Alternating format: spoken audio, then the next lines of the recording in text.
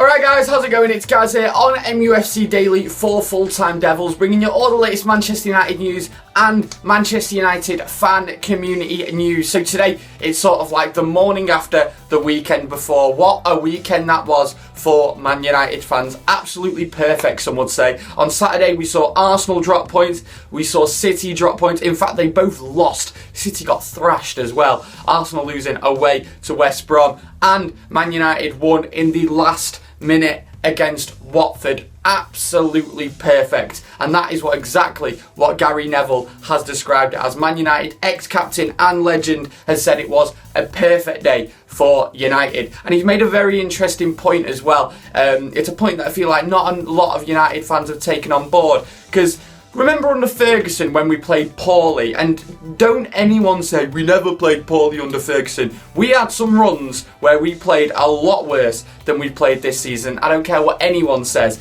And you sort of got the feeling like, well, if we're playing this poorly and we're towards the top of the table, once it gets better, we're going to be even higher and the top of the table. And Gary Neville's made that point as well. He said, yeah, Man United maybe not playing excellently. They've not took themselves out of first gear yet.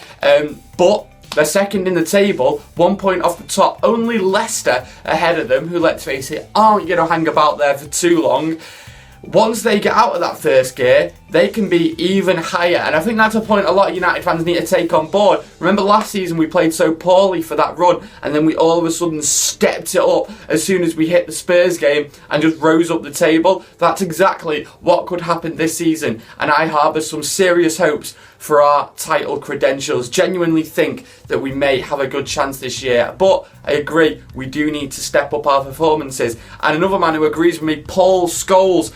Paul Scholes has said before the Watford game, I'm sure he still agrees after, that there's still too many passes from Man United, not enough forward passes, and the passes around the midfield aren't helping the strikers out. Now, though I agree with Paul Scholes here in a way, I feel like he's only made this point so he can go back and say that's why Wayne Rooney's not playing well. Does anyone else get the feeling with ex-Man United players that they're not willing to slag off players that they played with? There's nothing wrong with saying that he had a bad game. I'm sure Rooney's not going to ring him up and fall out with him. Seriously, Scholes, why?